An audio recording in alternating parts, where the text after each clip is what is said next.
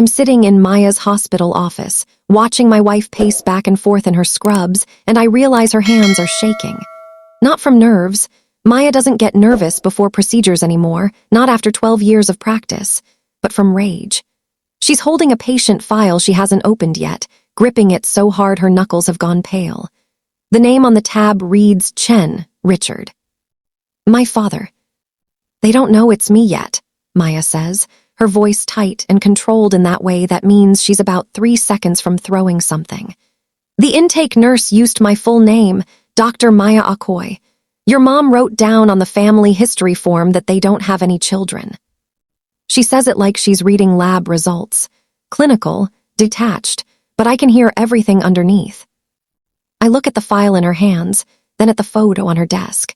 It's from 3 weeks ago, Ethan's 8th grade graduation. The 3 of us are squeezed into the frame, Maya in the middle with her arm around our son, me on the other side making bunny ears behind his head because he'd begged us to please be normal for once, Mom. We're all laughing. Ethan's wearing his Honor Society cord and the traditional Ibo beads Maya's mother sent from Lagos. He has my eyes and Maya's smile, and neither of our last names because we gave him his own, Ethan Rivers, because we wanted him to choose his own path, not carry anyone else's history. My parents have never seen this photo. They don't know it exists. According to the medical history form sitting in Maya's hands, they don't have a grandson. According to that same form, they don't have a daughter. I take a breath and look at the camera. Yeah, you heard that right. Let me back up. 14 years ago, my parents threw me out of their house with $200 in cash and a garbage bag full of clothes because I was pregnant. I was 20 years old, halfway through my junior year of college, and I just told them I was going to have a baby. Not with a boyfriend. Not with some guy from church who'd do the right thing. I told them I'd used a donor, that I was planning to raise the child with Maya. The roommate, they'd met exactly twice during family weekend. The woman who helped me carry mini fridges up 4 flights of stairs to our dorm. The friend who was always studying when they called, always just off camera during our video chats, always somehow just leaving when they dropped by unannounced. They thought she was my study partner, maybe a friend, definitely not someone who mattered. That roommate has been my partner for 15 years, my wife for 8, and the only parent my son has ever actually needed. And now her job, her ethical, professional, Hippocratic oath-bound job, is to save my father's life. Maya stops packing and looks at me, and I see all of it in her face. The fury, yes, but also the fear, because Maya is the kind of person who takes an oath seriously. She became a doctor because she wanted to fix broken things, to give people second chances their bodies were trying to take away. She spent 4 years in med school, 4 more in residency working 100-hour weeks while I raised Ethan and worked full-time and kept our tiny apartment running on duct tape and budgeting spreadsheets. She missed bedtimes and birthdays and parent-teacher conferences because she was learning to restart hearts. And now the heart she has to restart belongs to the man who told me I was a disgrace to his family. I don't know if I can do this, she whispers. I stand up and take her hand. Yes, you do. You're going to do it because you're better than they are. That's the whole point. She closes her eyes, and I watch her pull herself together the way she always does, compartmentalizing, breathing, becoming Dr. Akoy instead of just Maya. When she opens her eyes again, they're dry. Tell me again how we got here, she says. So I do. 3 days ago, my phone rang with a number I didn't recognize. I almost didn't answer. Spam calls, you know, but something made me pick up. Sarah. I knew the voice immediately. My little brother, David, except he's not that little anymore. He's 28 now, married, living about 40 minutes from our parents in the same town we grew up in. The same town I haven't set foot in since the night they kicked me out. David is the only one who stayed in touch. Secret touch. He started reaching out about 6 years ago through Facebook tentative messages at first. Hey, I know it's been a long time, but I think about you a lot. Then phone calls. Then visits every few months, lying to our parents about where he was going. He's met Maya. He knows Ethan. He brings Christmas presents in January and birthday cards 2 weeks late and apologies that always sound the same. I should have done more. I should have stood up for you. I've never known what to do with his guilt, so I just let him visit and watch him play chess with Ethan and pretend we're a normal aunt and uncle situation, and not something built on years of managed silence. "David," I said, my stomach already sinking. "What's wrong?" "It's Dad," his voice cracked. "He had a heart attack, a bad one. He's at County General. He needs surgery, a triple bypass. They're scheduling it for this week if he's stable enough." I sat down on the edge of my bed. Maya was at the hospital, her hospital, 20 minutes across town, finishing her shift. Ethan was at soccer practice. I was alone in our sunny, quiet bedroom, surrounded by all the evidence of the life I'd built, and suddenly I was 20 years old again, standing on my parents' porch in December with nowhere to go. "Okay," I said slowly. "I'm sorry to hear that." The pause stretched out. I could hear David breathing, working up to something. "Mom wanted me to call you. She asked if you were still in the area. She said—" He stopped, started again. "She said it would mean a lot to Dad if he knew you forgave him before the surgery." I laughed. I couldn't help it. It came out sharp and bitter, and I heard David flinch on the other end. "Forgave him," I repeated. "I know," David said quickly. "I know. I told her, Sarah, I told her she couldn't just call you after 14 years and ask for that, but she's scared, and Dad keeps asking about you, and—" "He's asking about me." I felt something hot and caustic rising in my chest. Now he's asking.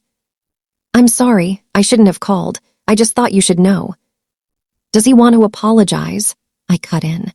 "Did he say that? Did he say, 'I want to tell Sarah I'm sorry for throwing her out when she was pregnant, for telling her she was a disgrace, for choosing the church gossip mill over my own daughter'? Did he say any of that?"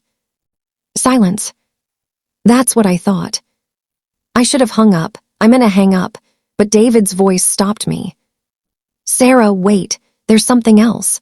I was looking at the patient chart when I was there. I know I shouldn't have. But I was curious about the surgical team, and the cardiologist listed is a Dr. Okoye." Everything stopped. "It's probably a common name," David continued, talking faster now. "But I just thought, is that Maya?" I couldn't speak. My whole body went cold and then hot and then numb. "Sarah." "I'll call you back," I managed, and I hung up. When Maya got home an hour later, I was still sitting on the edge of the bed, staring at my phone. She took one look at my face and sat down next to me. "What happened?" I told her, all of it. My father's heart attack. My mother's request for forgiveness delivered secondhand like an invoice. And then the last part, the impossible part. "They're at your hospital," I said. "You're his cardiologist." Maya went very, very still. "They don't know it's you yet," I continued. "The intake system uses your full name. They met you twice, maybe 3 times 15 years ago. You were just the roommate, just some girl in the background. They probably don't even remember your face." Maya stood up and walked to the window. "We have a beautiful view from our bedroom, trees and sky and the neighborhood park where we used to push Ethan on the swings. We bought this house 4 years ago, saved for it while living in a 2-bedroom apartment with appliances from the 90s and a landlord who never fixed anything. This house represents every sacrifice, every double shift, every night Maya studied until 3 a.m. while I rocked a crying baby. This house is ours. Our life is ours." And now my parents were crashing into it like a wrecking ball, 14 years later, because they needed something. "I can request a different cardiologist," Maya said quietly, still facing the window. "I can cite a conflict of interest." They'd ask what conflict.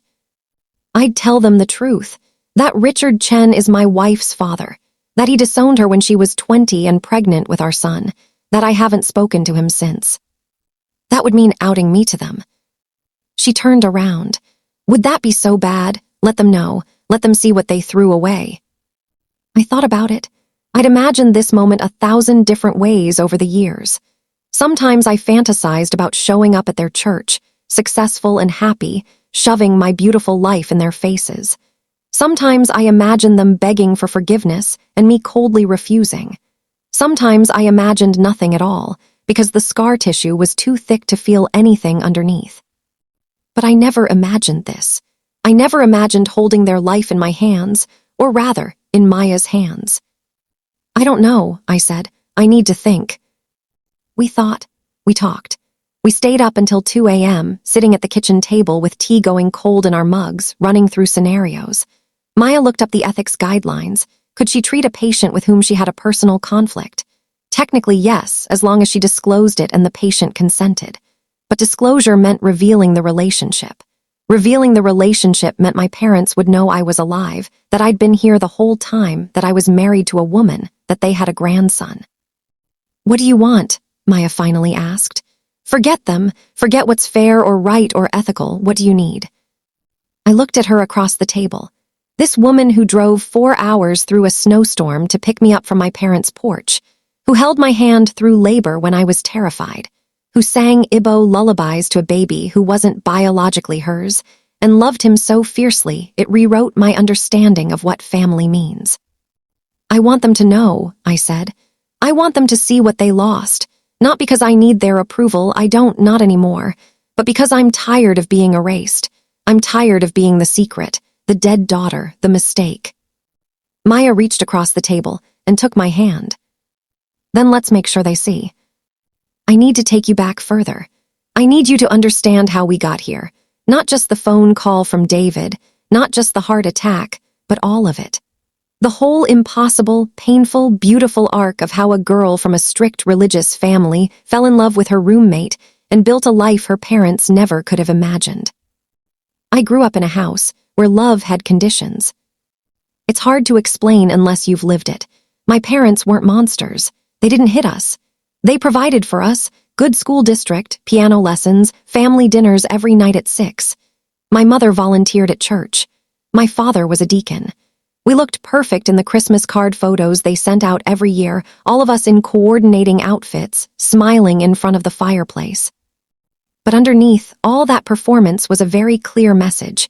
You are loved as long as you follow the rules, as long as you make us look good, as long as you don't embarrass us in front of the church community. I was the golden daughter, straight A's from kindergarten through high school. Piano competitions, I have a shelf of trophies gathering dust somewhere in a storage unit. Youth group leader.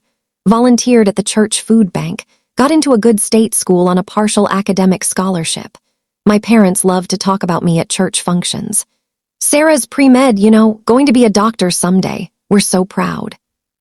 Except I didn't actually want to be a doctor. I wanted to study public health, maybe work in policy or nonprofit management. But that wasn't prestigious enough. That wasn't something my father could brag about to his golf buddies. So I shut up and took the biology classes and told myself it was fine. I was lucky. Lots of people would kill for parents who cared about their education. And then I met Maya. It was freshman year, during orientation week. I was standing in line at the bookstore, drowning in the cost of textbooks and trying not to panic about how I was going to afford organic chemistry and the lab manual and the access code for online homework. The girl in front of me turned around, tall, dark skin, box braids pulled up in a knot, wearing a faded t-shirt from a 5K charity run, and said, "You're pre-med too." I must have looked confused, because she pointed at my stack of books. Bio 101, Chem 101, Calc I Classic pre-med first semester. She grinned. "I'm Maya, scholarship student, which means I'm about to sell a kidney to pay for these books. You." "Sarah," I said, "and same, partial scholarship. My parents are covering the rest, but they have opinions about how I spend money." Helicopter parents. More like surveillance drone parents. She laughed, and it was the most genuine, unself-conscious sound I'd heard in months, maybe years. Everyone at my church laughed in this polite, controlled way, like they were always aware of who was watching. Maya laughed like she didn't care who heard. We ended up getting coffee after the bookstore, talking for 3 hours about everything and nothing. She told me about growing up in Atlanta with her mom, who was a nurse and had immigrated from Nigeria in the 80s. How she'd worked 2 jobs to put Maya through a good high school, how Maya had gotten a full ride to state and was planning to be the first doctor in her family. How she loved biology but wasn't sure she loved medicine. She was really more interested in research, maybe public health. "Wait," I said, sitting up straighter. "Public health. Yeah, like epidemiology, health policy, that kind of thing. But my mom has her heart set on me being a physician, so. She shrugged. I stared at her. That's what I actually want to do, but my parents insist on medical school.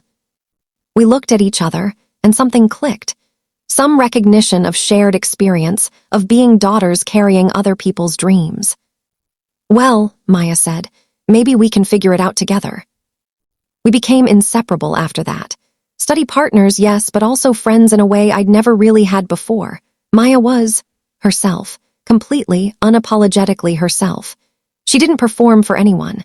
She said what she thought. She laughed loud. She got angry about things that mattered, injustice, inequality, people being treated like they were disposable. She cried during sad movies and wasn't embarrassed about it. She existed in full color, while I'd spent my whole life trying to stay in muted tones, trying not to be too much or too loud or too anything. By the time we got assigned as roommates sophomore year, we'd requested each other. I was halfway in love with her and didn't have the language to understand what that meant. I'd never let myself think about girls that way. Never. At my church, being gay was the worst thing you could be, worse than being a drug addict or a criminal, because those people could repent and be saved. But queerness, that was rebellion against God's design. That was choosing sin. I'd sat through youth group sessions about protecting yourself from the gay agenda. I'd heard sermons about how gay people were trying to destroy the family, corrupt children, undermine civilization. So when I started having dreams about Maya, when I started noticing the way her hand felt when it brushed against mine, when I started wanting to be close to her in ways that didn't feel strictly platonic, I shoved it down. Told myself it was just friendship. Told myself I was confused. Told myself it would go away. It didn't go away. Sophomore year, October. We were in our dorm room studying for midterms. It was late, maybe 1 a.m., and we were both exhausted and punchy. Maya was lying on her bed reading a genetics textbook, and I was at my desk trying to memorize the Krebs cycle, and suddenly she said, "Sarah, can I ask you something?" "Sure." "Have you ever dated anyone?" I froze. No. My parents are really strict about that stuff. They wanted me to wait until I was serious about someone, like marriage serious. But have you ever wanted to date someone? My heart was pounding. I don't know, maybe, why? Maya sat up, and when I turned around, she was looking at me with this expression I couldn't read. "I'm gay," she said quietly. "I know I've never explicitly said that, but I am, and I've been trying to figure out if you might be too." The room tilted. Everything in me screamed to deny it, to laugh it off, to protect myself. But I was so tired of protecting myself, so tired of performing, so tired of being smaller than I was. "I don't know," I whispered. "I think I might be, but I'm scared." Maya got up and sat on the edge of my desk chair, close enough that I could smell her shampoo, coconut, and something floral. "Scared of what?" "Everything. My parents, the church, God, hell, all of it." "What about scared of never knowing who you actually are?" she said gently. "What about scared of living someone else's life for so long that you forget you get to have your own?" I started crying, just completely fell apart, and Maya held me while I sobbed into her shoulder, mourning something I couldn't even name, the loss of the person I was supposed to be, maybe, or the terror of becoming the person I actually was. "You don't have to decide anything right now," Maya murmured. "I'm not going anywhere. I just wanted you to know that I see you, the real you, and she's amazing." That was the beginning. We took it slow, or at least, what felt slow to me, though looking back it was probably a normal pace for two 20-year-olds falling in love. First kiss on a Thursday night in November, sitting on her bed watching a movie neither of us were paying attention to. First time saying, "I love you" on New Year's Eve, standing on the roof of our dorm building watching fireworks over the city. First time sleeping together, and I mean actually sleeping, just holding each other through the night, during finals week when we were both too stressed to study anymore and just needed to feel safe. I didn't tell my parents, obviously. I told them Maya was my roommate, my study partner, my friend.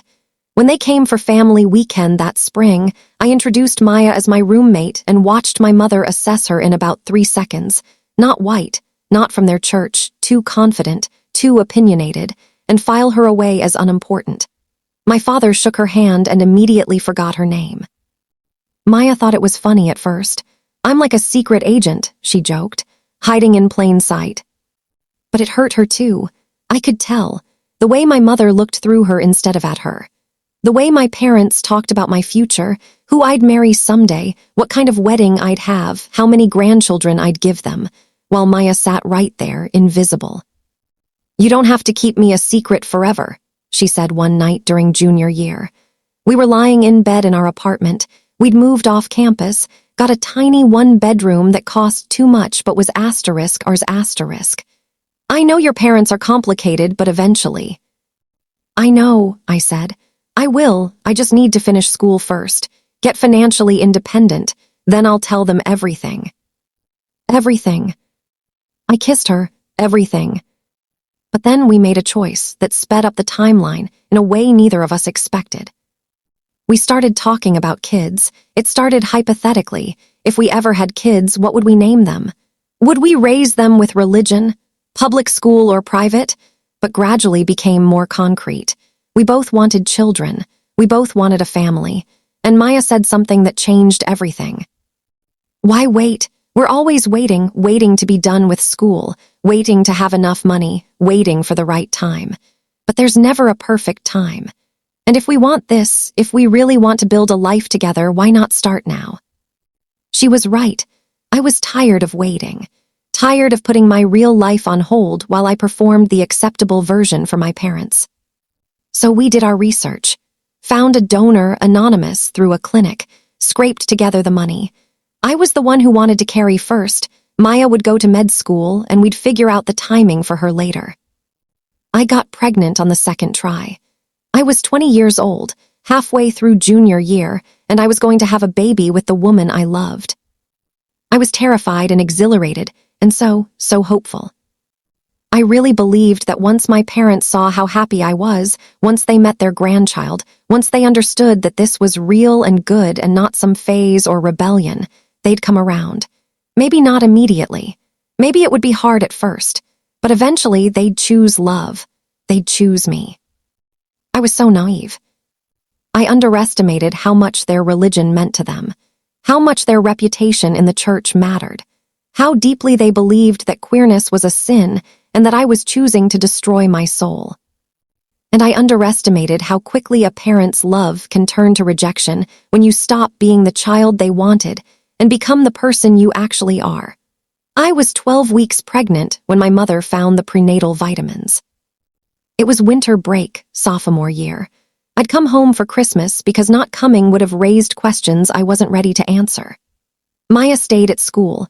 Her mom was working double shifts over the holidays, and Maya had picked up extra hours at the campus library to save money. We'd agreed I'd tell my parents after New Year's, once we were back at school, and I had an exit strategy if things went badly. But my mother went through my suitcase. She'd always done this. Ever since I was a kid, she'd help me unpack whenever I came home, which really meant inspecting everything I'd brought, reading my journals if I was stupid enough to pack them, checking pockets and bags and makeup cases for evidence of whatever sin she was worried about that year. Cigarettes, alcohol, birth control pills. I'd grown up with this surveillance. I thought I was used to it, but I'd gotten careless or maybe just tired of hiding. I'd packed the prenatal vitamins in my toiletry bag, not even thinking about it, because taking them had become routine. I was in the kitchen, helping my dad with dishes, when my mother walked in holding the bottle. "What are these?" My whole body went cold. My father turned around, saw what she was holding, and his face went blank. I could have lied. Maybe I should have. But I was exhausted from years of lying, and some part of me still believed, still stupidly, naively believed, that if I told them the truth, if I explained it right, they'd understand. "I'm pregnant," I said. The bottle hit the floor. Pills scattered across the tile like tiny green accusations. "You're what?" My mother's voice was barely a whisper. "I'm 12 weeks pregnant. It was planned. I used a donor and—" "A donor?" My father's voice was louder. "What do you mean a donor?" "A sperm donor, from a clinic. I'm going to have a baby and I'm going to finish school and— Where's the father? My mother demanded. Who did this to you? Was it someone from school? Does he know? Is he going to marry you? There is no father. I just told you I used a donor. I'm doing this on my own. Well, not alone. Maya is going to help me raise. Maya, my mother looked like I'd slapped her. Your roommate. She's not just my roommate, Mom. She's my partner. We've been together for almost 2 years. We're building a life together and— My father made a sound I'd never heard before, something between a gasp and a growl. You're telling me you and that girl are— He couldn't even say it. The words stuck in his throat like poison he refused to swallow. I'm gay, Dad. I'm in love with Maya, and we're having a baby together. My mother started crying, not gentle tears, harsh, gulping sobs. No, no, Sarah, what have you done? What has she done to you? She didn't do anything to me. I'm gay. I've always been. Don't say that. My father's voice cracked across the kitchen like a whip. Don't you dare say that in this house. Don't you dare. It's the truth. The truth is that you've been corrupted, seduced. That woman has twisted you, confused you, and now you're throwing your life away. I'm not throwing anything away. I love her. I'm happy. And this baby is wanted and planned and— Get out. My father said it quietly, flatly, like he was commenting on the weather. I stared at him. What? Get out of my house.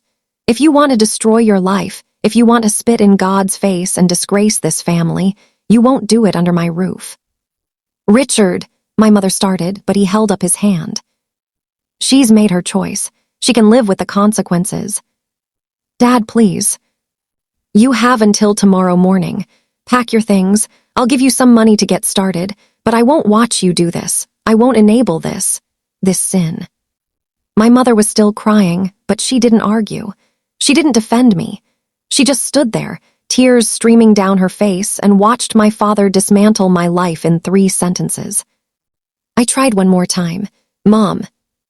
She looked at me, and her eyes were full of something I couldn't read. Grief, maybe, or disgust, or both. How could you do this to us? She whispered. After everything we've done for you, after all the sacrifices we made, how could you be so selfish? Something broke in me then. Some last fragile hope that they'd choose me over their fear.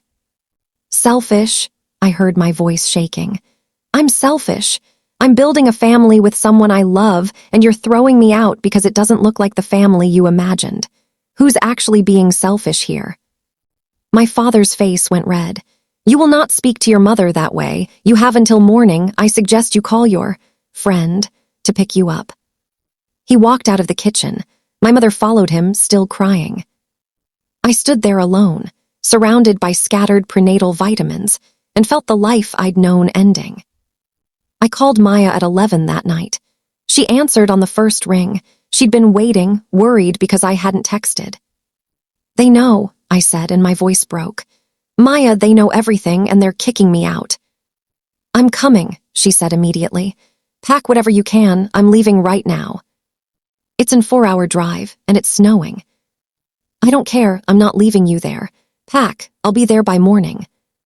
She made it in 3.5 hours, driving through a snowstorm with her hands clenched on the wheel and her phone GPS guiding her to a town she'd only visited twice. She told me later that she'd never been so scared in her life, not of the roads or the weather, but of what she'd find when she got there. I was waiting on the front porch when she pulled up at 4 a.m. I had 2 garbage bags of clothes, my laptop, and my backpack full of textbooks. That was it. Everything else, my piano trophies, my childhood photos, my books, my whole history, stayed in that house. My father came out as Maya was loading my bags into her car. He handed me an envelope. There's $200 here, he said. It's more than you deserve. I took it because I had $12 in my bank account and half a tank of gas, and a baby growing inside me. I hope this is worth it, he said. Then he went inside and turned off the porch light. Maya and I sat in her car in the dark, and I cried so hard I thought I'd break apart. She held me and whispered, I've got you. I've got you. We're going to be okay. I didn't believe her, but she was right. The next 6 months were the hardest of my life.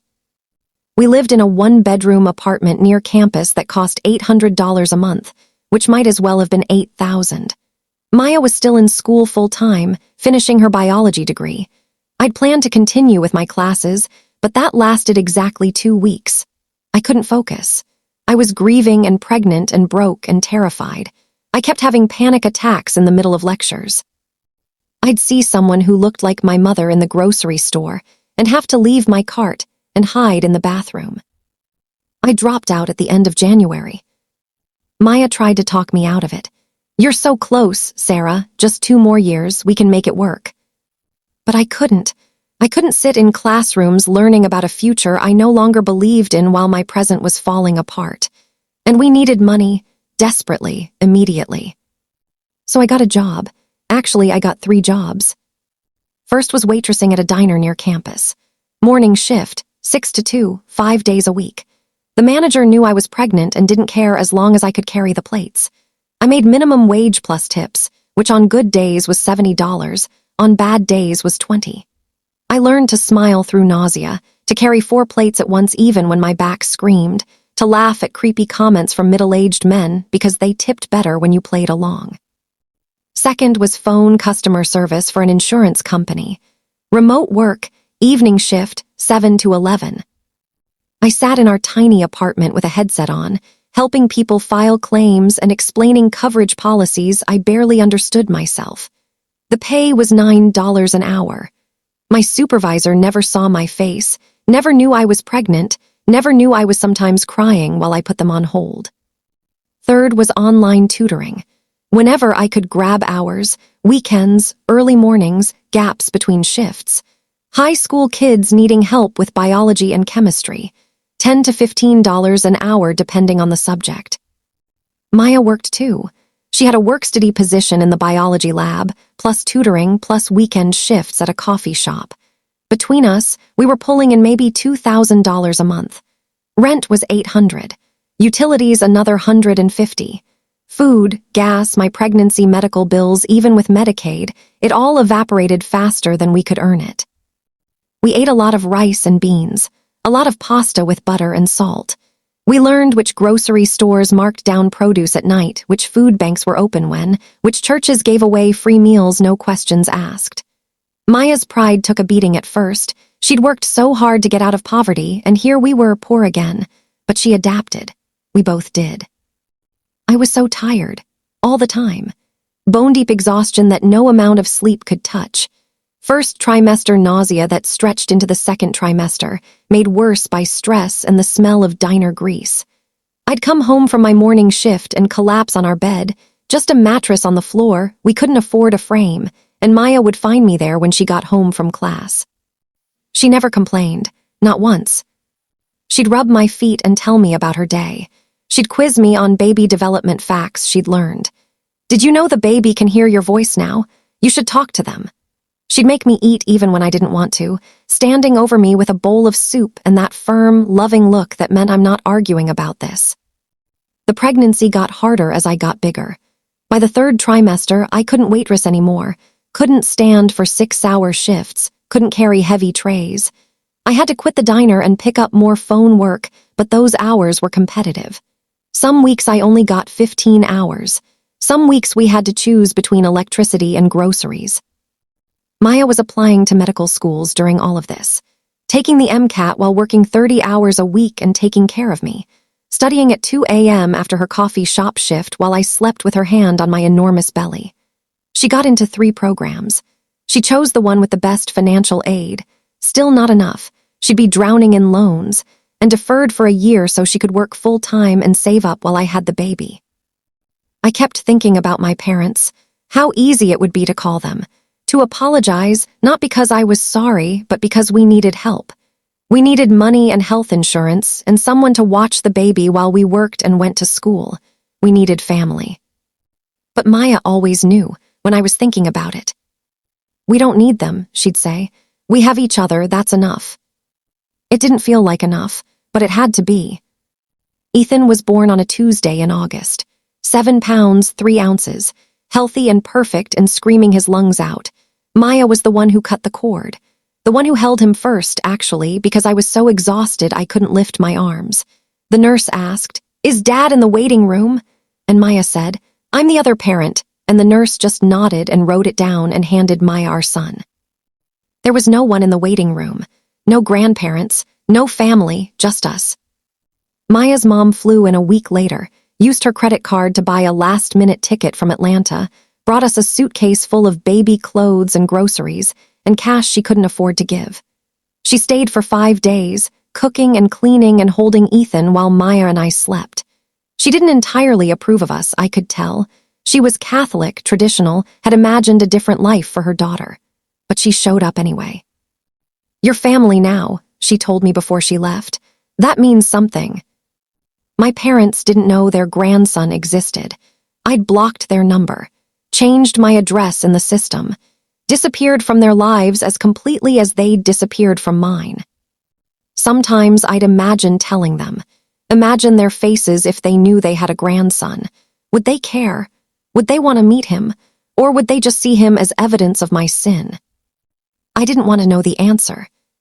So I focused on the life in front of me, the baby who needed me, the woman who loved me, the tiny apartment that was ours. It wasn't the life I'd imagined when I was the golden daughter playing piano at church. But it was real.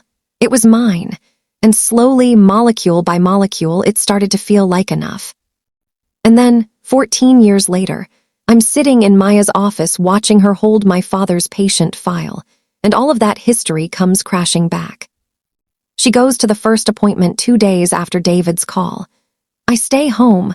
We've agreed that she'll do the initial consultation, maintain professionalism, and see if they even recognize her. It's possible they won't. People see what they expect to see, and they'd never expected their daughter's roommate to become a cardiologist at a major hospital. Maya texts me before she walks into the room, "Going in. I'll call you after." Then nothing for 90 minutes. I try to distract myself. I clean the kitchen. I answer emails. I fold laundry. But my hands are shaking the whole time and I keep checking my phone. Finally, it rings. "How did it go?" I ask before she can even say hello. Maya's voice is tight, controlled, professional. They didn't recognize me. At all. Not even a flicker. I introduced myself, Dr. Maya Akoy, their cardiologist. "Your mother thanked me and asked about the surgery timeline. Your father shook my hand and called me doctor like I was any other physician he'd never met." I don't know what I'm feeling. Relief, disappointment, rage. What happened? I did the exam, explained the procedure. He needs a triple bypass, pretty standard but serious. Asked about his medical history, his lifestyle, all the normal intake questions. And then I asked about family history. My stomach drops. "Maya." I had to. It's a standard part of cardiac assessment. I asked if he had children. The pause stretches out. I can hear her breathing, fast and shallow. "What did he say?" "He said, one, a son, David." The room tilts. I sit down hard on the couch. "Just David," Maya continues. "And then your mother added," her voice cracks. "Your mother said, we had a daughter, but she passed away years ago." I can't breathe. The words hit me like a physical blow. "She said you're dead, Sarah. They've been telling people you're dead." I'm going to be sick. I stand up, sit down, stand up again. My vision is blurring. "I wrote it down," Maya says, and now she's crying. "I wrote it down in the medical chart. Patient reports 1 living child, 1 deceased child." I documented their lie. And they just sat there, your mother dabbing at her eyes like she was actually grieving, and I had to just. "Maya, I don't know if I can do this. I don't know if I can save him. I know I took an oath. I know I'm supposed to treat every patient the same, but Sarah, they said you were *dead*. They erased you so completely they killed you off." I hear her ragged breathing on the other end. I imagine her in her office, still in her white coat, surrounded by all the evidence of what she's achieved, the degrees on the wall, the awards, the respect she's earned. And I imagine my parents in that hospital room, fragile and scared and lying about the daughter they threw away. "What do you want to do?" I ask. "I don't know," I could request a transfer, cite a conflict of interest. Another cardiologist could take over. But then they'd ask questions. Let them ask, let them find out. Why should we protect them? She's right, why should we? But something is crystallizing in my mind. A different kind of justice. Not revenge. I don't want revenge. I want something harder to name. Recognition, maybe. Restoration. I want them to see what they threw away. I want them to know that the daughter they declared dead is alive and thriving. That the roommate they dismissed is the expert holding their life in her hands. Don't transfer, I say slowly. Do the job, be the brilliant surgeon you are, save his life. Sarah.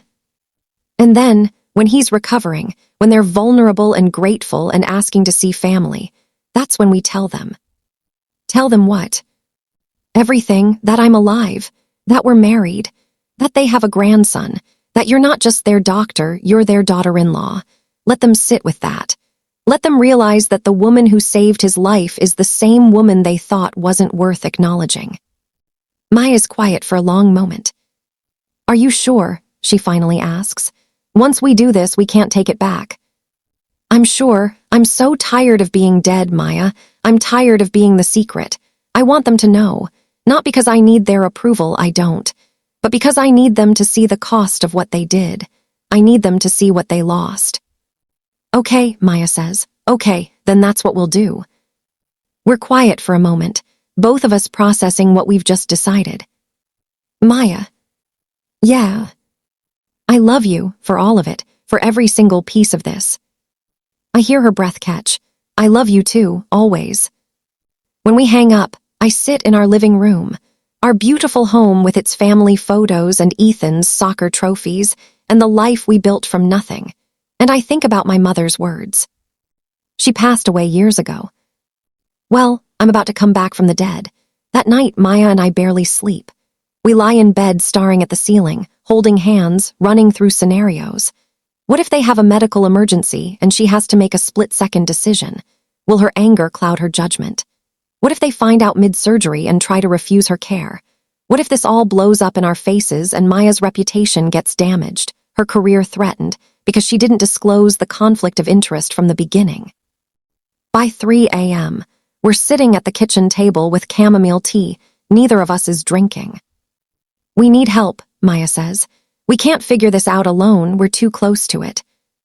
She's right, so the next morning we make 2 calls. First is to Dr. Patricia Moore, our couples therapist. We've been seeing her on and off for 6 years, not because our relationship is falling apart, but because we learned early that therapy isn't just for crisis. It's maintenance. It's how you process trauma before it turns into something that destroys what you've built. Patricia has walked us through Maya's residency burnout, through my postpartum depression, through the complicated grief of raising a child while being estranged from my family. We get an emergency session that afternoon. Patricia listens to the whole story, the heart attack, the hospital assignment, the lie about me being dead, without interrupting. When we finish, she's quiet for a long moment. Let me make sure I understand, she says carefully.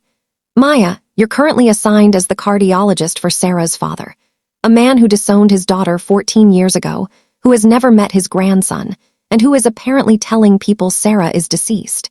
And you're both grappling with how to proceed, whether Maya should disclose the relationship and transfer the case, or continue treating him while planning to reveal the truth post-surgery. That's right, Maya says. Patricia looks at me. Sarah, what do you need from this situation? Not what's fair, not what they deserve. What do you need? It's the same question Maya asked me days ago, but hearing it from Patricia hits differently. I take a breath. I need them to know I exist, that I didn't just disappear into nothing, that I built a life, a beautiful life, and they weren't part of it because they chose not to be. My voice cracks. I need them to see what they lost, not to punish them exactly, but because I can't be dead anymore. I can't carry that. Patricia nods slowly. And Maya, what do you need? Maya's jaw tightens. I need to know I can do my job without compromising my ethics. I need to know that treating him doesn't make me complicit in what he did to Sarah. And I need... She stops, her voice thick. I need him to know that the woman he couldn't even remember, the roommate he thought was insignificant, is the reason he's still breathing. I need him to sit with that.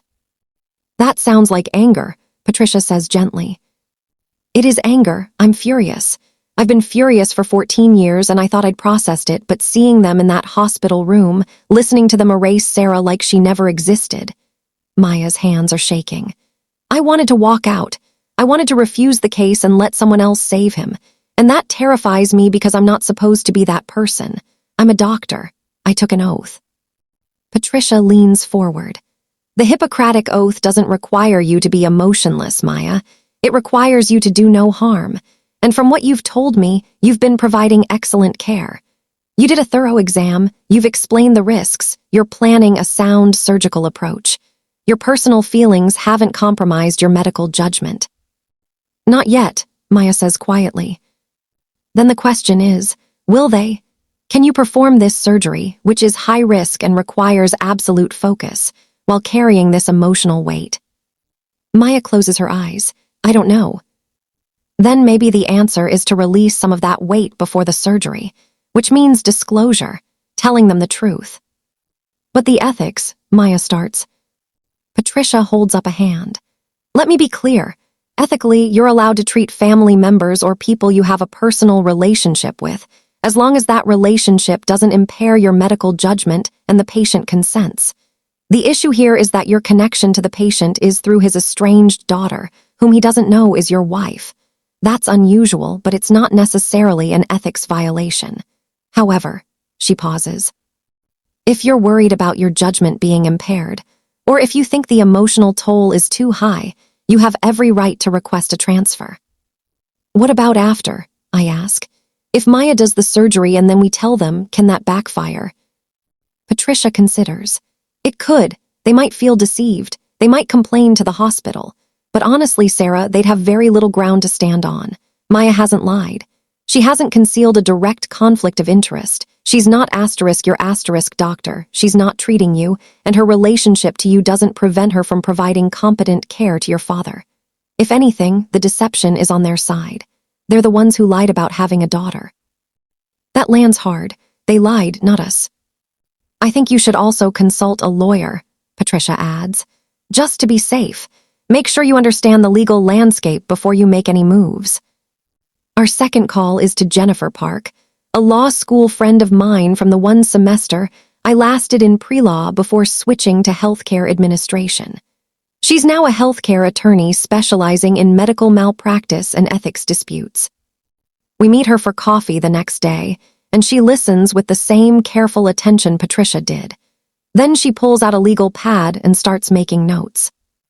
Okay, first thing, Maya, you're not violating any laws by treating him. You're not violating the Hippocratic Oath. The medical board would have no grounds for discipline unless your care was substandard, which it isn't. The hospital might have internal policies about treating family members, but those typically apply to direct family, not in-laws you've never met. What about informed consent? Maya asks, if they don't know who I am. They consented to treatment by Dr. Maya Akoy, a cardiologist at this hospital. That's informed consent. The fact that you're married to their estranged daughter doesn't change your qualifications or your ability to perform the surgery. Now, if you were planning to harm them or withhold care because of the personal connection, that would be different.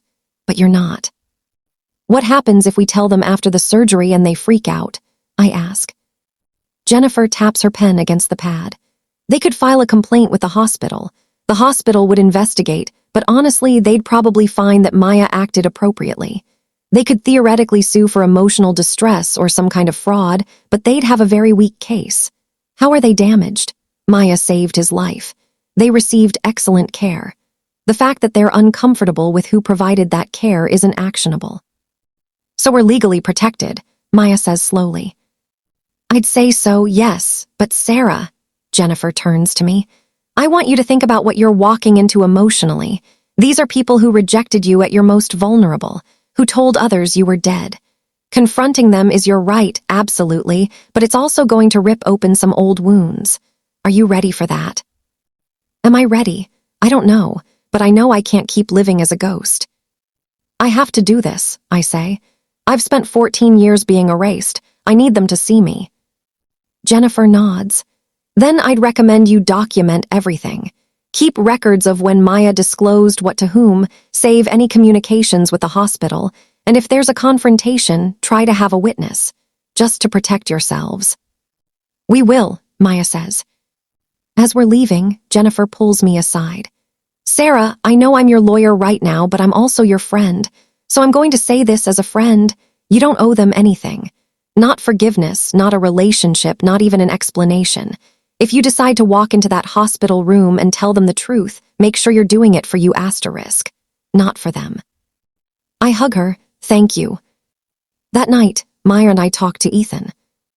He's 14, and he knows the broad strokes of the story, that my parents kicked me out when I was pregnant with him, that they're very religious and didn't approve of Maya and me, that we haven't spoken to them since. But he's never pressed for details, and we've never forced them on him. He's met Maya's mom, who he calls Grandma Kioma. He has friends and teachers and coaches and a whole community of people who love him. He's never seemed to feel the absence of my parents. But now, he needs to know what's happening. We sit him down after dinner. He immediately knows something's up. We have that serious parent look, and he puts down his phone. Am I in trouble? He asks. No, baby, I say, but we need to talk to you about something important. We tell him about the heart attack, about Maya being assigned as the cardiologist, about the lie that my parents told the medical staff they only have one child, that they said I passed away. Ethan's face goes through several expressions: confusion, shock, and then something that looks like anger. They said you're dead. Yeah, but you're sitting right here. I know. He struggles for words. That's insane. That's actually crazy. Why would they do that? Maya and I exchange glances. How do you explain this kind of rejection to a kid who's never experienced it? Some people would rather rewrite history than admit they made a mistake, Maya says carefully. Your grandparents, my parents, made a choice 14 years ago. They decided their beliefs and their reputation were more important than their relationship with me. And instead of dealing with that, instead of admitting they were wrong or even just saying, we have a daughter but we're estranged, they chose to tell people I died. That's so messed up. Ethan's voice is fierce. You didn't do anything wrong. You just fell in love and had me. You shouldn't be punished for that. I feel tears prickling. Thank you, sweetheart. So what happens now? He asks. Is Mom Maya going to do the surgery? Yes, Maya says. I'm going to do my job. I'm going to give him the best care I can, because that's what doctors do, even when it's hard. And then we're going to tell them the truth, I add. We're going to let them know that I'm alive, that Maya and I are married, and that they have a grandson. Ethan is quiet for a moment, processing. Do they have to know about me? I mean, I don't care if they know I exist, but I don't. I don't want to meet them. Is that okay? My heart breaks a little. Of course that's okay. You don't have to meet them or have any relationship with them. This is about me needing to tell my truth, not about forcing a relationship. But what if they want to meet me? What if they, suddenly decide they want to be grandparents? Maya's voice is firm. Then they have to earn that, and you get to decide if you're interested. Nobody gets access to you just because they share DNA, Ethan.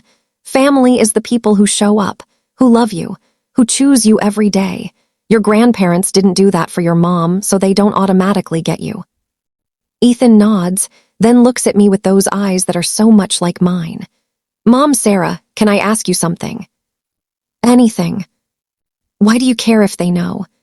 They're the ones who missed out. They don't know me, they don't know how awesome you are, they don't know what they lost. Why does it matter if they find out now? Out of the mouths of teenagers, he's cut right to the heart of it. Because, I say slowly, I think part of me has been waiting for them to come looking for me, to realize they made a mistake, to want me back, and they never did. They just rewrote the story so I never existed, and I need to stop waiting. I need to close that door myself. Does that make sense? Yeah, he says quietly. Yeah, that makes sense. He hugs me, and he's almost as tall as I am now. This boy who made me a mother, who made Maya a parent, who turned two scared 20-year-olds into a family.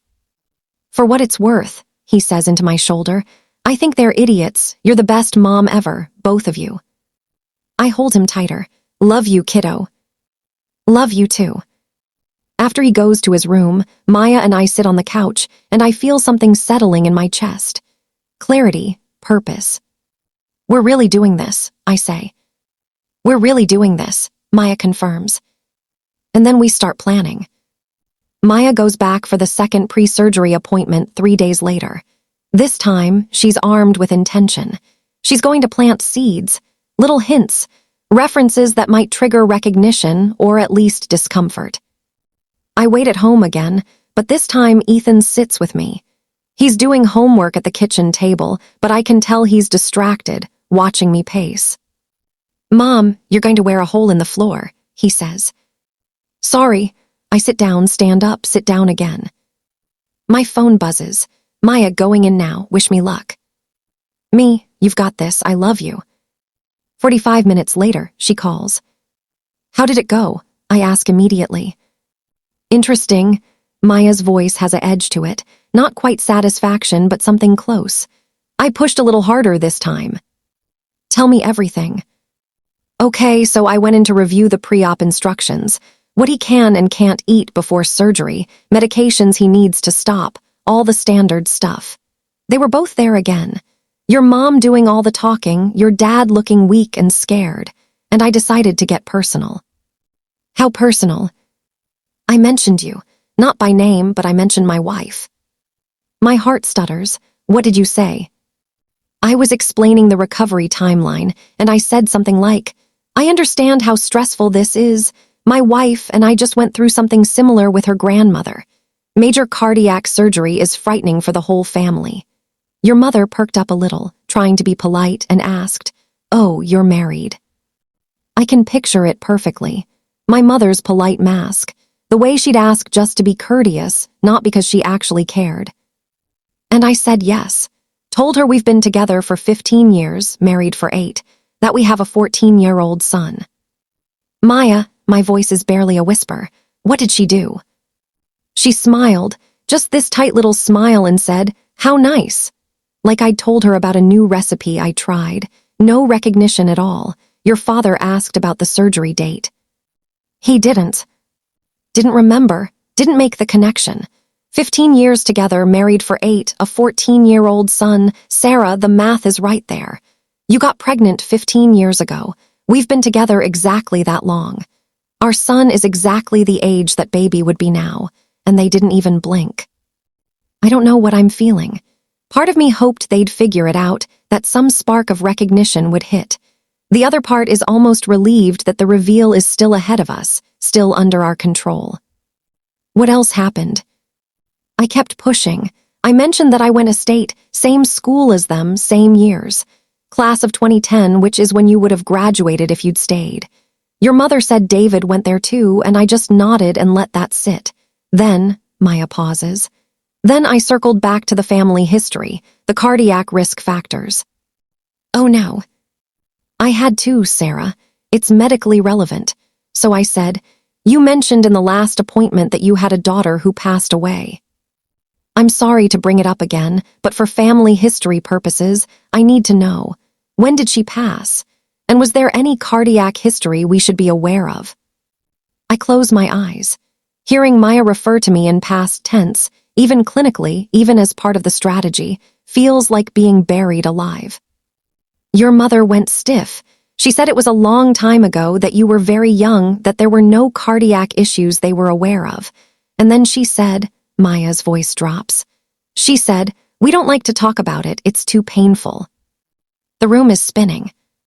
I wrote it in the chart, Maya continues. I documented it. Patient's wife reports deceased daughter. Death occurred approximately 14 years ago. Patient's wife describes it as too painful to discuss. It's in the official medical record now. Their lie is documented. Good, I hear myself say. And then, right as I was finishing up, your father looked at me, really looked at me for the first time, and he asked, Have we met before? You look familiar. My breath catches. What did you say? I smiled and said, I have one of those faces. People tell me that a lot. And then I left before he could push further. We're both quiet for a moment. They're close, Maya says. They're starting to wonder. Your mom found something, I think, maybe an old photo. Maybe David said something, but they're in denial. They don't want it to be true. When's the surgery? Day after tomorrow. 2 days. 2 days, and then everything changes. The next afternoon, David shows up at our house unannounced. I open the door, and he's standing there looking panicked, and I know immediately that something's happened. We need to talk, he says. I let him in. Ethan's at soccer practice, Maya's at the hospital doing rounds. It's just us. David sits on our couch. He's been here dozens of times over the years, always nervous, always looking over his shoulder like our parents might somehow find out, and puts his head in his hands. They know, he says. Know what? About Maya, about you. At least Mom suspects. She's been asking me questions. My stomach drops. What kind of questions? She found a photo from family weekend, sophomore year. Someone tagged me in it on Facebook years ago, and she was going through old photos looking for something, and she saw it. You and me and Maya in the background. And she started asking, didn't Sarah have a friend named Maya? What was her last name? Did you keep in touch with any of Sarah's friends? I sit down heavily. What did you tell her? I lied. I said I barely remembered you having friends at school, that you mostly kept to yourself. But Sarah, she's not stupid. She pulled up the hospital website and saw Dr. Okoye's photo, and she asked me if it was the same person. And I said I didn't know, that it was 15 years ago and I barely looked at your friends back then. But she's not letting it go. She keeps saying things like, it would be such a strange coincidence, and I'm sure I'm just being paranoid. She's putting it together, I say. Yeah, and Dad doesn't know yet. He's too out of it from the pre-op medications. But once Mom decides something, she doesn't let go. She's going to figure it out. David looks at me with desperate eyes. Sarah, if she figures it out before the surgery, I don't know what she'll do. She might request a different doctor. She might cause a scene. And if Dad gets stressed, he's in bad shape. His heart can't take much more. So you want me to what? Keep hiding? Let them keep thinking I'm dead? No, he runs his hands through his hair. I just think maybe wait until after Dad's recovery, wait until he's stable, then tell them, so nobody gets hurt. Nobody gets hurt, I hear my voice rising. David, I've been hurt for 14 years. They told people I was dead. They erased me, and you want me to protect them. I want to protect Dad. He could die, Sarah.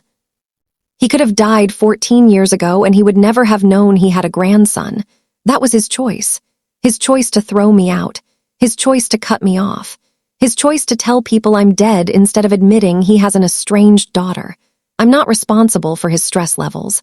I'm not responsible for his heart. And I'm done protecting people who never protected me. David's face crumples. I'm sorry. I should have stood up for you back then. I was 16 and I was scared and I didn't know what to do, but that's not an excuse. I should have. You were a kid, I say more gently. You were a kid and they had all the power. I don't blame you for what happened then, David. But you're not a kid anymore. And you have to decide, are you going to keep trying to make everyone happy or are you going to stand with me? He's crying now. I want to stand with you, I do. But they're my parents too and they're old and Dad's dying and... He's not dying. Maya's going to save him. She's going to do the surgery and she's going to be brilliant and he's going to live. And then, when he's recovering, when he's out of danger, I'm going to walk into that hospital room and I'm going to tell them the truth. That I'm alive. That I built a life. That their grandson exists and he's amazing and they'll never know him because they chose their pride over their daughter. David wipes his eyes. You're really going to do it. I'm really going to do it. What if they don't care? What if they still think you're wrong, that you're sinful, that you made the wrong choice? I think about Ethan's question from the other night. Why do I care what they think? Then at least I'll know, I say. At least I won't spend the rest of my life wondering. I'll know exactly who they are and I can close that door for good. David nods slowly. Okay, then I'll be there. When you tell them, I'll be there with you. You don't have to. Yes, I do. I've been playing both sides for too long. I've been lying to them about seeing you, lying to you about how okay they are, trying to keep everybody comfortable. But you're right, I'm not a kid anymore, and it's time I chose. I hug him, and he holds on tight. I'm sorry, he whispers again. I know. After he leaves, I call Maya and tell her everything. So they're going to know before the surgery, she says.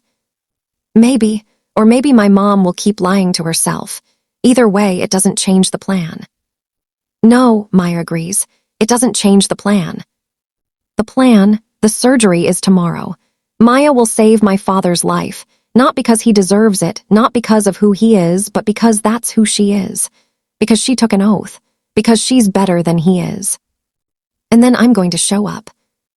I'm going to walk into that hospital room with my wife and possibly my son, and I'm going to introduce myself. Hi, Mom. Hi, Dad. Remember me? I'm your dead daughter, and this is the life you missed. I spend the rest of the evening going through old photos. Pictures from my childhood, me at piano recitals, me at church youth group, me smiling that tight, performed smile. And then pictures from after, me and Maya in our tiny apartment, me pregnant and glowing despite everything, Ethan as a newborn, our tiny family against the world. The contrast is staggering. In the before photos, I look like I'm playing a role. In the after photos, I look alive. I choose one of each and print them. I'm going to bring them to the hospital. Evidence, proof. The before and after of a girl who was killed by her parents' rejection and a woman who resurrected herself through love. Tomorrow, they're going to see both versions. Tomorrow, I come back from the dead. The morning of the surgery, I wake up at 5 a.m. even though my alarm isn't set until 6. Maya's already gone. She had to be at the hospital at 4:30 to prep. Her side of the bed is cold. I lie there in the dark, listening to the house settling around me. Somewhere down the hall, Ethan is sleeping. Our dog, Pepper, a rescue mutt we got 3 years ago, is snoring at the foot of the bed. This is my life. This quiet, ordinary, beautiful life. And in a few hours, I'm going to blow it wide open. My phone buzzes. Maya in pre-op, he's stable. Surgery starts at 7, I love you. Me, I love you. You've got this. Maya, are you coming? That's the question, isn't it? We'd left it open. I could stay home. Let Maya do the surgery. Tell them afterward, once my father is safely in recovery and the medical crisis has passed. That would be the safe choice, the rational choice. But I've spent 14 years making the safe choice, staying invisible, staying dead. Me, yes, I'm coming. I get up and shower. I choose my clothes carefully, not armor exactly, but close. A navy blazer Maya bought me for my last promotion at work. Good jeans, simple jewelry. I want to look put together, successful, like someone who didn't just survive their rejection but thrived because of it. I make coffee and sit at the kitchen table with the 2 photographs I printed last night. In the first one, I'm 17, wearing my church youth group t-shirt, standing between my parents at some ministry event. My smile is perfect, empty. I look like a mannequin version of myself. In the second photo, I'm holding newborn Ethan. Maya is beside me, her hand on my shoulder. We're both exhausted. You can see it in our faces, the bags under our eyes, the hospital bracelets still on our wrists. But we're radiating joy. Raw, real, hard-won joy. I slide both photos into my purse. Ethan comes downstairs at 6:30, already dressed. I'm coming with you, he announces. Baby, you don't have to. I know I don't have to. I want to.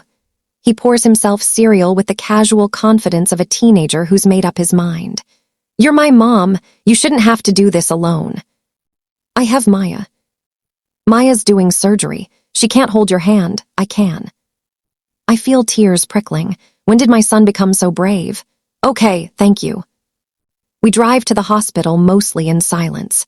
Ethan plays music from his phone, something electronic and intense that matches the adrenaline humming through my veins. The hospital is 40 minutes from our house, 40 minutes that feel like both an eternity and no time at all. We park in the visitor lot. I text Maya, we're here, Ethan's with me. Maya still in surgery, at least another hour. You can wait in the surgical waiting room, 4th floor, or in my office if you want privacy.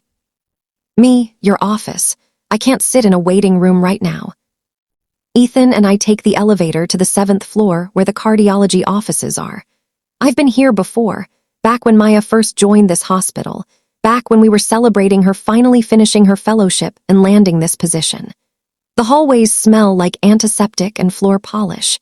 Everything is beige and calm and designed to be soothing, but my heart is jackhammering against my ribs. Maya's office is at the end of the hall. Her name is on the door, Dr. Maya Akoy, cardiology. I run my fingers over the nameplate. This woman.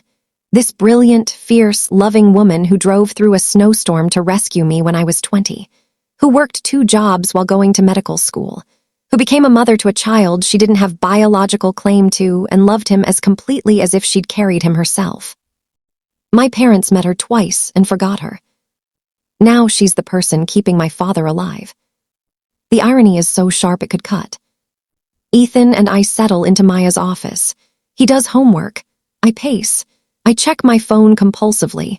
I rehearse what I'm going to say, then forget it all, then rehearse again. At 9:17, my phone rings. Maya. "It's done," she says, and her voice is shaking. "He's in recovery. The surgery went well. No complications. He's going to live." I sink into her desk chair.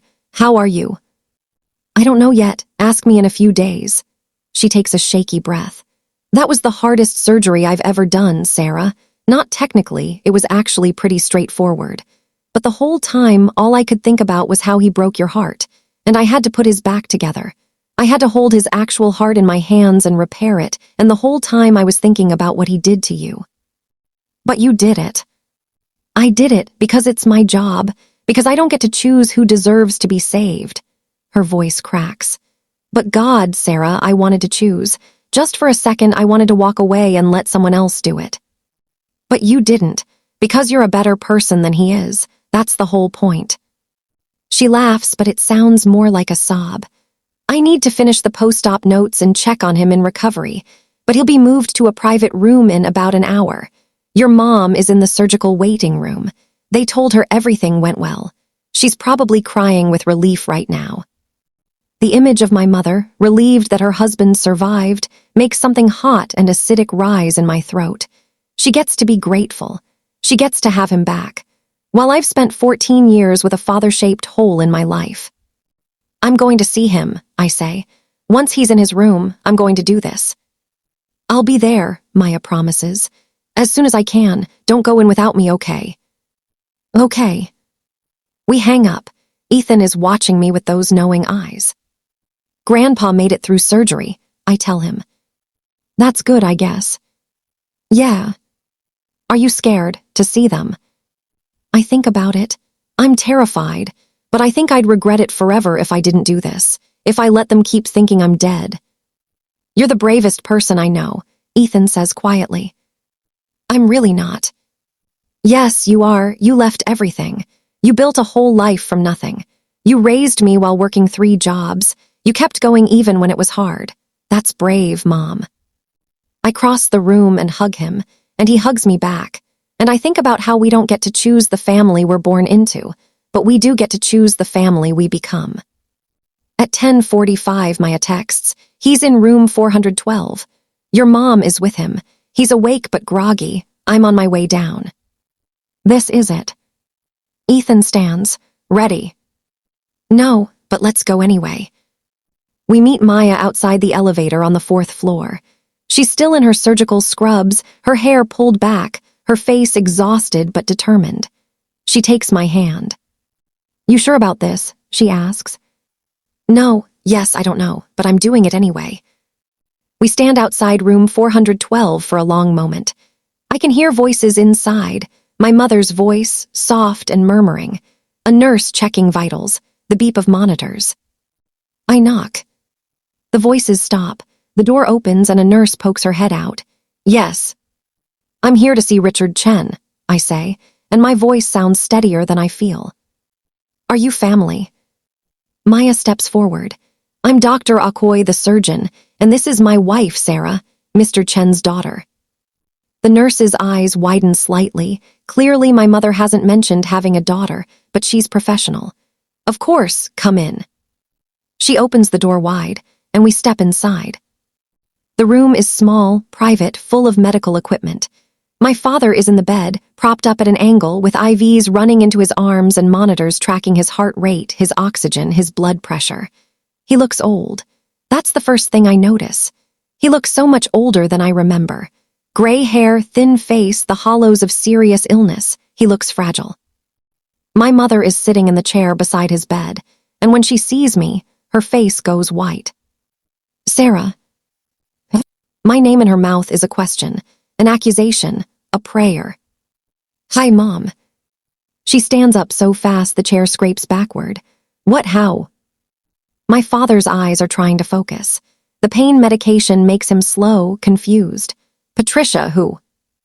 And then he sees Maya. Recognition flickers across his face, the doctor who's been treating him, the surgeon who just saved his life. But there's something else there too, the nagging sense of familiarity he mentioned before. I don't understand, my mother whispers. Sarah, we thought. You thought I was dead, I say calmly. Because that's what you told people. That's what you told the medical staff when they asked about family history. You said you had one child, just David, and a daughter who passed away. My mother's hands are shaking. We didn't know where you were. We didn't know how to find you. You didn't look. My voice is still calm, but there's steel underneath. You didn't try. You threw me out and then you erased me. You told your church community I was dead rather than admit you had a gay daughter, rather than admit you have a grandson. A grandson, my father croaks. Ethan steps forward. He's taller than me now, almost 6 feet, wearing his high school hoodie and jeans. He looks like me around the eyes, like Maya around the mouth. He looks like himself. I'm Ethan, he says. I'm 14. I like piano and soccer and engineering. And yeah, I'm your grandson. The one you didn't know existed because you kicked my mom out when she was pregnant with me. The room is silent, except for the beeping of monitors. My mother sinks back into her chair. Oh my God. You've met my wife, I continue, gesturing to Maya. Dr. Akoy, you knew her as my college roommate, the girl you met twice and didn't think was important enough to remember. She's been my partner for 15 years, my wife for 8, and this morning she held your husband's heart in her hands and saved his life. My father is staring at Maya like he's seeing a ghost. You were. Sarah's roommate, Maya says. Her voice is professionally cool, detached. Yes, I was also the person who picked her up from your porch the night you threw her out with $200 and a trash bag. I was the person who held her while she cried for months. I was in the delivery room when Ethan was born. I've been there for every single moment you chose to miss. We didn't choose, my mother starts. Yes, you did. I pull the 2 photographs out of my purse and set them on the rolling table beside my father's bed. This is me before, the daughter you wanted, perfect, obedient, performing for the church, and this is me after, the daughter I actually am, with my family, the family I built because you decided your reputation was more important than your child. My mother is crying now, harsh sobs that shake her whole body. Sarah, we were scared. The church, the community, we didn't know what to do. You could have loved me anyway. My voice finally breaks. You could have chosen me. You could have said, our daughter is gay and pregnant and we don't understand it, but she's still our daughter. You could have met your grandson. You could have been part of our lives, but you chose pride over love. You chose comfort over family. We made a mistake, my father says, and tears are running down his face, pooling in the oxygen cannula. Sarah, we made a terrible mistake. I've regretted it every day, every single day. Then why didn't you find me? I was 1 town over, 1 town. I've been working at the same clinic for 6 years. My name is on their website. You could have found me if you'd tried. We thought you hated us, my mother whispers. We thought you'd never forgive us. I don't know if I can forgive you, I say honestly. I don't know if forgiveness is even what this is about, but I'm done being dead. I'm done being erased. I'm done carrying the weight of your choices. I look at my father in that hospital bed, at my mother collapsed in her chair, and I feel something shifting inside me. Not forgiveness, not yet, maybe not ever, but a kind of release. I've said my truth. I've shown them what they lost. I've introduced them to the grandson they'll probably never really know, to the wife they dismissed, to the life they tried to erase. And I don't need their approval anymore. Maya saved your life today, I tell my father. Not because you deserved it, not because of who you are or what you've done, but because that's who she is. She shows up even when it's hard. She does the right thing even when it costs her. She's the kind of person you should have been. Maya's hand tightens in mine. You're going to recover, I continue. And then you're going to have a choice. You can decide whether you want to actually know us, and I mean really know us, accept us, respect us, or whether you want to keep living whatever lie makes you comfortable. But this time, it's on our terms. You don't get to show up when it's convenient and disappear when it's hard. You don't get to pick and choose which parts of me you approve of. You get all of me, or you get none of me. Sarah, my mother reaches out. I step back. I'm not done. If you want a relationship with Ethan, you earn it. You go to therapy. You examine why you were willing to throw away your daughter for the approval of people who probably don't even think about you anymore. You do the work. And maybe, if Ethan decides he's interested, you can meet him for coffee under supervision. But he doesn't owe you anything. Neither do I. Ethan nods. I have a grandma already, Maya's mom. She actually shows up. We want to know you, my father says desperately. Both of you, all of you, please, Sarah, please give us a chance. I'll think about it, I say. And then because I need them to understand the stakes. But hear me clearly. I'm not the 20-year-old girl you threw out. I'm not scared anymore. I'm not ashamed. I have a wife and a son and a career and a community and a life that I built with my own hands. I don't need you. I survived without you. So if you want to be part of this, I gesture to Maya, to Ethan, to myself. You meet us where we are. You don't get to set the terms anymore. My mother is sobbing so hard she can't speak. My father just stares at me like he's seeing me for the first time. Maybe he is. We'll go now, Maya says, her doctor voice back in place. Mr. Chen, you need to rest. The next 48 hours are critical for your recovery. Try not to get agitated. Mrs. Chen, the nurses can get you a cot if you want to stay overnight. Professional, clinical, perfect. We turn to leave, and my mother's voice stops us. Sarah, wait, please. I turn back. I'm sorry. She's gasping through tears. I'm so sorry. You were right. We chose wrong. We chose everything wrong. And you're beautiful. Your family is beautiful. And I missed all of it because I was a coward. It's the most honest thing she's ever said to me. Thank you for saying that, I tell her. But it doesn't fix the last 14 years. It doesn't give me back what I lost. So I need time. We all need time. We'll wait, my father says, however long it takes.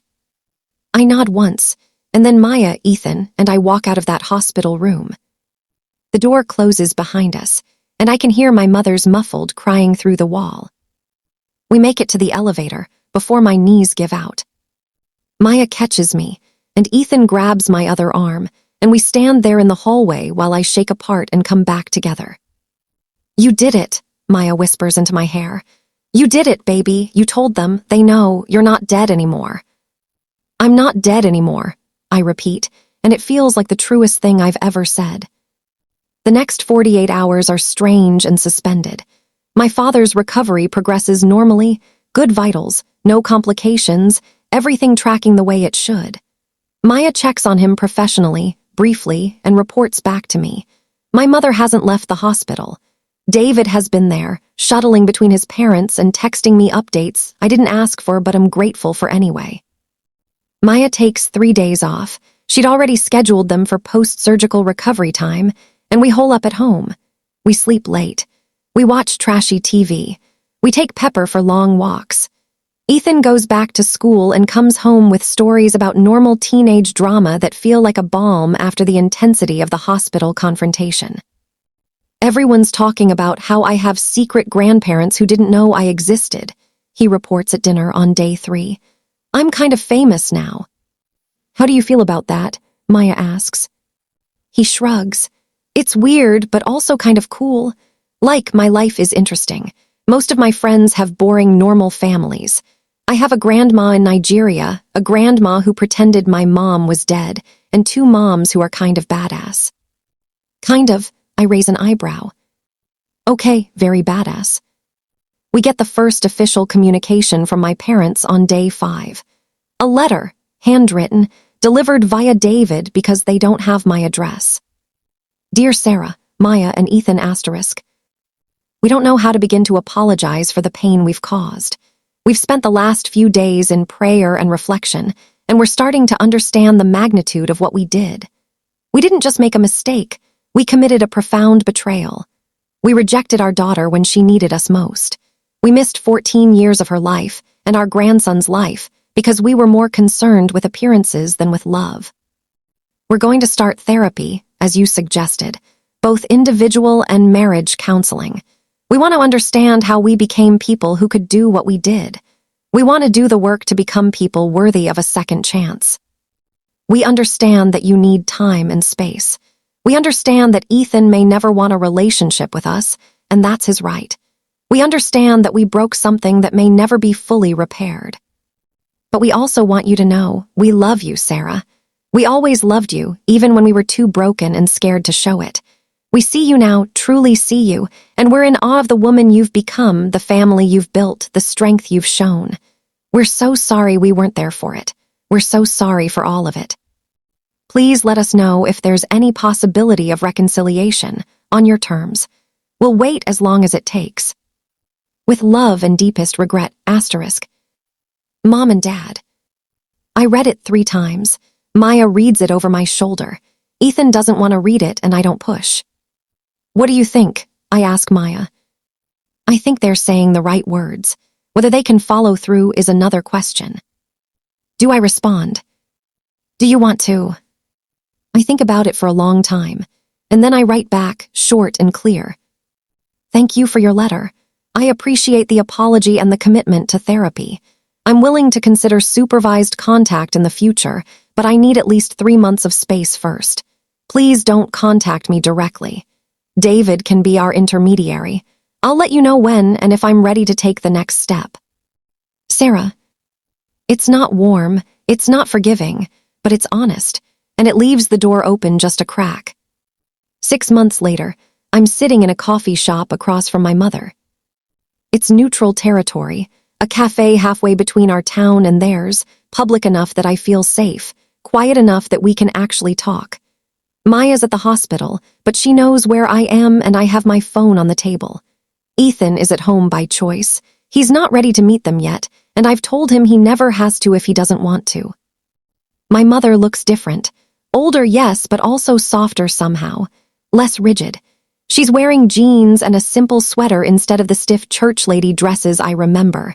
Her hair is grayer. She's not wearing makeup. Thank you for agreeing to meet, she says quietly.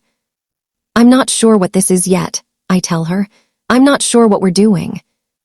I know, I wanted you to know I've been going to therapy, twice a week. And it's hard, Sarah, looking at myself at what I did, understanding how much damage I caused. Tell me about it. She takes a shaky breath.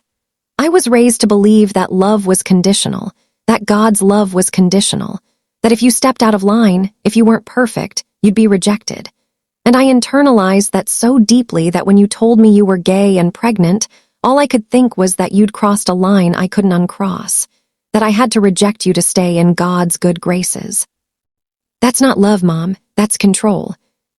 I know that now. I'm learning that now. My therapist is helping me see that the God I was taught about, this vengeful, conditional God, that's not the full picture. That love isn't about control or punishment. It's about showing up. I don't say anything. I'm not here to absolve her. Your father is in therapy too, she continues.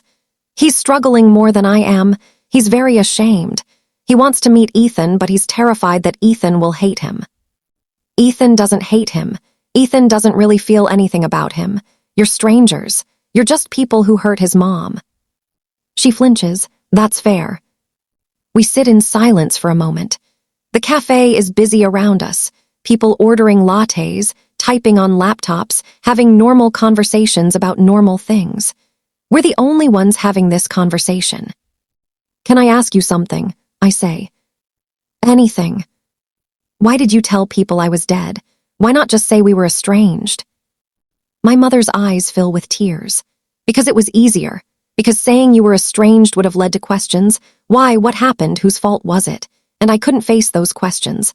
I couldn't admit to our church community that we'd thrown out our daughter for being gay. Some of them would have supported it, but others might have asked questions I didn't want to answer. So I told them you died in a car accident, and it felt like you had died in a way. The daughter I thought I knew, the daughter I'd imagined your life would be, that person died. And I didn't know how to grieve the real you while you were still alive. So you just killed me off. Yes, she's crying openly now, and I'm so sorry. I watch her cry and feel, not nothing, but not what I expected. Not rage, not vindication, just a kind of sad clarity. She's a person who made terrible choices out of fear. She's not a monster. She's just deeply, profoundly human. And I'm not required to forgive her. I don't know if we can have a relationship, I tell her honestly. I don't know if I can trust you not to hurt me again, but I'm willing to try this. Supervised meetings once a month maybe, surface-level conversations. You don't get my phone number yet. You don't get to come to my house. You definitely don't get access to Ethan unless he specifically asks for it, which he probably won't. That's more than I deserve, she whispers. Yeah, it is. Can I ask, how is he, Ethan? I pull out my phone and show her a recent photo. Ethan at his science fair, standing in front of his project on renewable energy, grinning with a blue ribbon in his hand. He's brilliant, I say. He's kind and funny and so smart it scares me sometimes. He plays piano, taught himself mostly from YouTube. He wants to be an environmental engineer. He has good friends. He's happy. My mother stares at the photo like she's memorizing it. He looks like you. He looks like himself. Can I? She stops. Never mind. What? Can I have a copy of this photo? I know I don't have the right to ask, but... I think about it, then I text her the photo. That's the only one you get, and if you show it around or post it anywhere, we're done. I won't, I promise, thank you. We finish our coffee, make plans to meet again in a month. She asks if she can hug me, and I say no, not yet. Maybe someday. I watch her walk to her car, and I feel something loosening in my chest. Not forgiveness, not reconciliation, but maybe the beginning of coexistence, acknowledgement.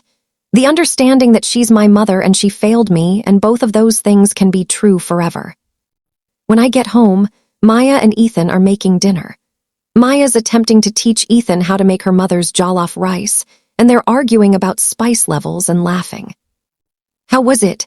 Maya asks, wiping her hands on a towel. Strange, sad, okay, I think. Are you okay? I think about it. Yeah, I actually am. Ethan gives me a hug. Do I have to meet them? Never, if you don't want to. Good, can we eat? I'm starving. We sit down to dinner, the three of us and Pepper begging under the table, and I look around at this life. This beautiful, hard-won, chosen life. The home we bought with money we saved dollar by dollar. The family we built from nothing. The love that survived rejection and poverty and every obstacle the universe threw at us. My parents missed all of this. They missed watching me become myself. They missed watching Maya become a doctor. They missed watching Ethan grow from a newborn into this incredible young man. And that's on them. I've spent 14 years grieving what I lost when they threw me out. But sitting here at my kitchen table, eating imperfect jollof rice, and listening to my wife and son bicker lovingly about whether it needs more pepper, I realize something. I didn't lose, I won. I won because I survived, because I built this, because I loved and was loved and refused to let their rejection define me. They lost years, they lost memories, they lost the chance to know their grandson, they lost the right to be part of this family. And if they do the work, if they really change, maybe someday they can earn a place at the edges of our life. A supervised coffee meeting, a holiday card, a photo sent sparingly. But they'll never get the center. The center belongs to us, to me and Maya and Ethan and everyone who showed up when it mattered. They'll never get the years back. They'll never get to watch Ethan's first steps or hear his first words or see him lose his first tooth. They'll never get to attend our wedding or celebrate Maya's graduation from medical school or help us move into this house. Those moments are ours, protected, sacred. And I'm not sad about that anymore. I'm grateful. I want to talk to you for a minute. Yes, you, watching this. If you're listening to this story, there's a good chance you have your own version of it. Maybe your family rejected you for who you love. Maybe they kicked you out for getting pregnant. Maybe they chose their religion or their reputation or their comfort over you. And if that's your story, I need you to hear this. You are not the problem. You never were. The people who rejected you, who chose conditions over love, who decided you weren't worth fighting for, they're the ones who have to live with that choice. Not you. You get to build something new, something better, something that's actually yours. I'm not going to lie and tell you it's easy. It's not. Those first years after my parents threw me out were the hardest of my life. There were nights I didn't know how we'd pay rent. Nights I cried so hard I thought I'd never stop. Nights I wondered if they were right, if I'd made a terrible mistake, if I was destroying my life. But I wasn't destroying my life. I was building it. Every day I chose Maya, I was building it. Every shift I worked, every class I took, every time I showed up for my son even when I was exhausted, I was building it. And now, 14 years later, I'm standing in a life that's more beautiful than anything my parents could have imagined for me. Because it's mine, because I chose it, because it's built on truth instead of performance. So here's what I learned, and here's what I want you to take away. First, document everything. When Maya and I were navigating the legal and ethical questions around her treating my father, the fact that we had records, emails, texts, medical forms, everything protected us. If you're dealing with family dysfunction, especially if there's money or property or custody involved, document everything. Timestamps, screenshots, witnesses, protect yourself. Second, chosen family is real family. The people who show up, who love you without conditions, who choose you every single day, those are your people. Blood doesn't make someone family. Love does, commitment does, showing up does. Third, you don't owe anyone forgiveness. I'm still figuring out what my relationship with my parents looks like, and I may never fully forgive them. And that's okay. Forgiveness isn't a requirement for healing. Sometimes healing looks like boundaries. Sometimes it looks like walking away. Sometimes it looks like supervised coffee meetings once a month where you don't talk about anything important. You get to decide. Fourth, professional success is its own form of justice. Maya becoming a cardiologist, becoming the person who literally held my father's life in her hands, that wasn't planned, but it's poetic. The best way to prove people wrong about you is to build a life so beautiful they can't ignore it. And finally, it's okay to want recognition. It's okay to want the people who hurt you to see what they lost. That doesn't make you petty or vindictive. It makes you human. I needed my parents to see that I didn't just survive, I thrived. I needed them to meet the family they rejected and understand what they missed. And getting that recognition on my terms in that hospital room, it gave me something I didn't even know I needed. Closure, maybe, or just the satisfaction of being seen. You deserve to be seen too. Not as the problem child, not as the disappointment, not as the mistake. As the person you actually are, complex and flawed and trying your best and worthy of love. If your family can't see that, find people who can. I found Maya when I was 18 years old in a bookstore line, both of us overwhelmed by the cost of textbooks and the weight of our parents' expectations. I found Ethan when I was 20 and terrified and didn't know how I was going to survive.